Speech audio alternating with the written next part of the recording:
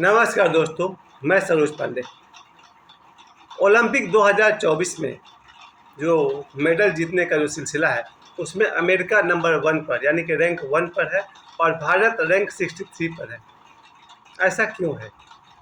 आज मैं सुबह के अखबार को जब मैं पढ़ रहा था तो मैंने देखा कि अमेरिका ने 103 मेडल जीते हैं और भारत ने कुल 5 मेडल जीते हैं। अमेरिका रैंक 1 पर है और भारत रैंक 63 पर है, 63 पर है। ऐसा क्यों है? जब मैं सुबह इस न्यूज़ को पढ़ा आकर के मैंने अपने दोनों बच्चों से बात किया, क्योंकि मैं कभी खिलाड़ी नहीं रहा। पहला कारण तो यही है कि मैं कभी खिलाड़ी नहीं रहा। तो जो व्यक्ति खिलाड़ी नहीं रहा है उसका फिर क्या योगदान है? मेरा कोई योगदान नहीं है। लेकिन मेरे मन में, चूँकि मैं भारतीय हूँ, देश का नागरिक हूँ, मुझे इस बात का बहुत ही दुख हुआ सुबह में। ऐसा क्या कारण है कि भारत ओलंपिक में ऐसे पिछड़ गया है कि 63?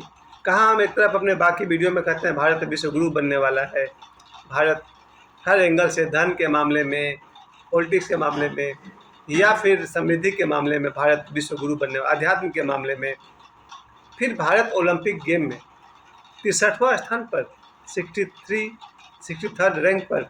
ऐसा क्यों हुआ? इस विषय में मेरे दिमाग में सिर्फ 3 पॉइंट्स हैं, मैं बात करूंगा। पर आप सभी से आशा करूंगा, कृपया आप अपनी राय मुझे कमेंट्स में लिखिए, क्योंकि खेल के बारे में मुझे ज़्यादा नहीं मालूम है। ये पहला कारण है। पहली बात कि खेल के विषय में जागृति की कमी है शायद। वैसे अखबार का एक पेज तो खेल के विषय में होता ही है, लेकिन मैं अपनी तरफ से 3 बातें मैंने उठाई है। पहली बात कि मेरे बच्चे और मेरे घर के छत पर 5 बच्चे और समाज के नए नए कितने बच्चे, 1000 में 900 बच्चे मोबाइल पर गेम खेल रहे हैं, फिर ओलंपिक में कैसे जीतेंगे? आप ग्राउंड में जाकर देखिए, खेल के मैदान में मुश्किल से आपको 1000 में से 100 बच्चे ग्राउंड में दिखेंगे। बाकी 900 बच्चे अपने अपने मोबाइल पर क्या खेल रहे हैं पता नहीं। पबजी है कि क्या क्या गेम है, एक और नाम है, वो सब गेम मोबाइल पर खेल रहे हैं बच्चे। जो बच्चे मोबाइल पर गेम खेलेंगे वो ओलंपिक में कहाँ से पहुँचेंगे? तो मैं तो पहली बात जो उठाना चाहूँगा कि पिछले 10 सालों में जिस तरह से मोबाइल पर गेमिंग का आविष्कार हुआ है और गेमिंग की जो लत पकड़ लिया है बच्चों ने, इसके अलावा और भी बहुत कुछ मोबाइल में है जिसको लेकर के अगर आदमी बैठ गया तो ओलंपिक तो क्या, अपने देश के बाहर भी नहीं पहुंच पाएगा। तो मोबाइल का जो एडिक्शन है, नशा है, वो मेरे हिसाब से पहला कारण है। जो आदमी, मैं भी अपने यूट्यूब के कारण, अपने वीडियोज़ के कारण मुझे ये मोबाइल को समय देना पड़ता है, क्योंकि ये मेरा प्रोफेशन है, पैशन है, मेरी बचपन की इच्छा है। तो मुझे लगता है कि मेरे जैसा आदमी, और जब कोई नौजवान, मैं देखता हूँ बच्चों को सुबह से लेकर रात तक अपने जीवन का 95% समय मोबाइल को देते हैं। ये एक कारण है। अगर हमारे भारत के 150 करोड़ के लोगों में से अगर 25 करोड़ नौजवान हैं और ये 25 करोड़ नौजवान में से अगर 24 करोड़ नौजवान मोबाइल के साथ समय बिताते हैं, 1 करोड़ कोई है जो ग्राउंड में उतर रहा है, तो ये कारण है खेलों में पिछड़ापन होने का, पहला कारण। दूसरा कारण जो इससे पहले मैं कहना चाहता था वो था गार्जियंस। मेरे नज़र में गार्जियन सबसे बड़े दोषी हैं। मुझे बचपन से याद है, जब भी कोई बच्चा खेलने निकलता था उसके माता पिता उसको पीटते हुए घर में लाते थे कि खेल क्यों रहा है, पढ़ो। बच्चों का हाथ पैर लहूलुहान हो जाते थे अगर बच्चा गिल्ली डंडा खेल लिया या जो उसके पास सुविधा था खेल लिया, तो माता पिता को बहुत दुख होता था कि बच्चा खेल रहा है, पढ़ो, पढ़ेगा तो नौकरी मिलेगी, अगर ये नहीं पढ़ा तो पड़ोसी के बच्चे का नौकरी हो जाएगा और मेरा बच्चा बेकार हो जाएगा।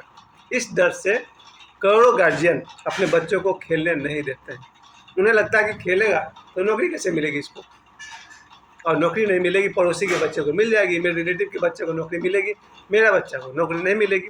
इसलिए मैंने देखा है बचपन से, ये मेरा 5 साल की उम्र से ऑब्जर्वेशन रहा है, माता पिता बच्चों को कोऑपरेट नहीं करते हैं कि उनका बच्चा खेले, और जो थोड़े बहुत माफ करते हैं उनके कारण ही बच्चे आज ओलंपिक में पहुँचे तो सही, 5 ही मेडल सही, कुछ तो क्यों।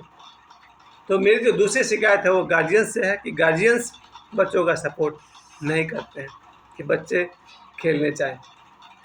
ये और बात है कि अगर बच्चा गायक बनना चाहता है तो उसको जबरदस्ती आप क्रिकेटर मत बनाइए। ये तो बहुत पुरानी समस्या है कि माता पिता अपने सपने पूरा करना चाहते हैं बच्चे के थ्रू, और बच्चे का अपना सपना होता है। मेरा सपना था कि मैं एक्टर बनूं, मैं नहीं बन पाया तो मुझे लगा मेरा बेटा मेरी बेटी कोई एक्टर बने। दोनों बिल्कुल डिनाई कर गया वो लोग, उनकी इच्छा नहीं है। यही बात मैं समझ रहा हूँ, आप भी समझ जाइए। अगर आपके बच्चे में मोहम्मद रफ़ी साहब जैसा सिंगर बनने का गुण है तो फिर आप उसको हॉकी खेलने के लिए मजबूर मत कीजिए। वो अगर मोहम्मद रफ़ी ही बन सकते हैं तो बने। अगर आपके बच्चे में डांसर बनने की क्षमता है, माइकल जैक्सन बनने की क्षमता है, तो भी उसको जैसे टेबल टेनिस में उतारने का क्या फ़ायदा। आपके बच्चे की प्रतिभा जिस दिशा में जा रही है आप उसी दिशा में सहयोग कर दे, वही काफ़ी है। माइकल जैक्सन बनने में क्या बुराई है, माइक टाइसन बनने में क्या बुराई है। तो अपनी मर्जी बच्चों पर नहीं थोपिए। बच्चे को अपनी इच्छा से जो फील्ड पसंद है अगर आप उसमें सहयोग कर दें तो जहाँ भी रहेंगे अपनी मर्जी से जो बनो वही अच्छा है। तीसरी बात मैंने ध्यान दिया है कि ये मेरी अपनी पूरी जानकारी मेरे पास नहीं है, लेकिन बचपन से सुनता आ रहा हूँ, हजारों लाखों बच्चे अच्छे खिलाड़ी हैं लेकिन उन्हें मौका नहीं मिलता। हमको याद आता है 85 के टाइम 1985 ऐसे ऐसे लड़के पाथर्डी लोकोवियर में थे जो नंबर 1 क्रिकेटर थे हम लोग के नहर में। उन बच्चों को डिस्ट्रिक्ट लेवल पर भी मौका नहीं मिला, स्टेट लेवल पर मौका नहीं मिला, रणजी ट्रॉफी में मौका नहीं मिला और इंडिया टीम में तो सवाल ही पैदा नहीं होता। तो ऐसा मुझे लगता है, मेरी जानकारी जहाँ तक है वही है कि देश में जितने भी लड़के खिलाड़ी हैं, अभी मैं देखता हूँ यहाँ भी टाटा स्टेडियम में, जेलगोड़ा स्टेडियम में बच्चे प्रैक्टिस करने जाते हैं। खतरा है कि इनको आगे बढ़ने का मौका ही नहीं मिलेगा। मैं सुनता आ रहा हूँ खिलाड़ियों के मुंह से, 1000 खिलाड़ी अगर प्रैक्टिस कर रहे हैं कि एक दिन अजहरुद्दीन जैसा बनेंगे बड़ा खिलाड़ी, उन 1000 में से एक को भी आगे मौका ही नहीं मिलता है। ये और बात है कि कोई सचमुच एक्स्ट्रा ऑर्डिनरी हो ही गया अगर खली साहब जैसा, तो बात कुछ और, फिर तो करोड़ों में एक हो जाएगा। लेकिन मुझे लगता है कि पॉलिटिकली कहीं ना कहीं खिलाड़ियों के साथ गेम खेल दिया जाता है और उन्हें आगे बढ़ने का अवसर नहीं मिलता। इस बात में कितनी सच्चाई है मुझे भी नहीं पता, थोड़ा डाउट तो हमको भी है कि देश में प्रतिभाओं की कमी नहीं है, ये मैं मानता हूँ, शायद उन्हें अवसर नहीं मिलता है। कहते हैं ना बैकअप और क्या क्या सपोर्ट होना चाहिए, ये मेरा तीसरा पॉइंट है। अब आगे क्या कारण है इस ओलंपिक गेम में, ओलंपिक 2024 में जब मैं देख रहा था, अमेरिका ने कुल 103 मेडल जीते हैं, 30-35 तो गोल्ड है उसके में। और दूसरी तरफ मैंने भारत को देखा, अब तक तो एक भी गोल्ड नहीं था, सिल्वर एक था, ब्रॉन्ज था, मात्र 5 मेडल भारत के नाम और 103 मेडल अमेरिका के नाम। सवाल ये कि अगर भारत के लोग नहीं जीत पाए, अमेरिका के लोग जीते तो सही, कैसे जीते, कुछ तो बात सही होगी। आखिर अमेरिकन खिलाड़ियों में कोई तो बात है जो आज वो नंबर 1 पर है, रैंक 1 पर है। क्या बात है उस पर स्टडी किया जाना चाहिए। और हमारे देश में एक मेरा दोस्त कह रहे थे आज सुबह में कि देश जब भी ओलंपिक के लिए तैयार करता है बच्चों को, तब तक देश के भीतर कोई न कोई समस्या पैदा हो जाती है, चाहे वो कश्मीर की समस्या हो या अभी बांग्लादेश में जो चल रहा है कि बांग्लादेश के लोग बॉर्डर पार करने घुसने की कोशिश कर रहे हैं। अब सरकार इधर ध्यान दे कि बच्चों को ओलंपिक के लिए तैयार करे। ये मेरे दोस्त का कहना था कि अगर सरकार ओलंपिक के लिए बच्चों को तैयार करे, उधर ध्यान दे, तब तक कोई दूसरी समस्या आ जाती है और सरकार का ध्यान उधर चला जाता है। बात तो विचारणीय है। एक तरफ हमारा देश करोड़ों लोग को मुफ्त राशन बांटी जाती है सरकार की तरफ से, पैसे हों तो इन खिलाड़ियों पर कुछ खर्च किया जा सके।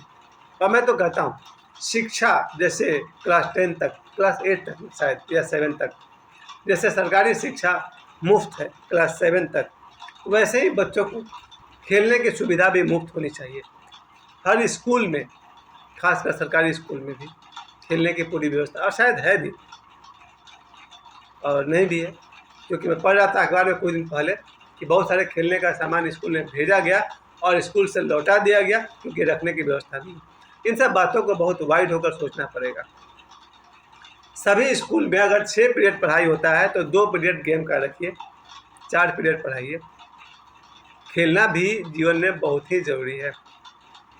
इसलिए आज मैं कहना चाहूँगा ये माता पिता का कर्तव्य है कि बच्चा का जो टैलेंट है उसके हिसाब से उसका सहयोग करें। मेरा एक दोस्त है सूरज गुप्ता, नाम लेना शायद वो बुरा नहीं माने, वो अपने बच्चे को क्रिकेटर बनने के लिए मेहनत कर रहा है, कोचिंग करवा रहा है। मेरी शुभकामना, ऐसे माता पिता होने चाहिए। मेरी शुभकामना है कि सूरज का बेटा एक दिन बहुत बड़ा क्रिकेटर बने, मेरी शुभकामना। उसी एकमात्र एग्जाम्पल है मेरे सामने सूरज गुप्ता, जो अपने बेटे का फुल सपोर्ट करता है क्रिकेटर बनने में।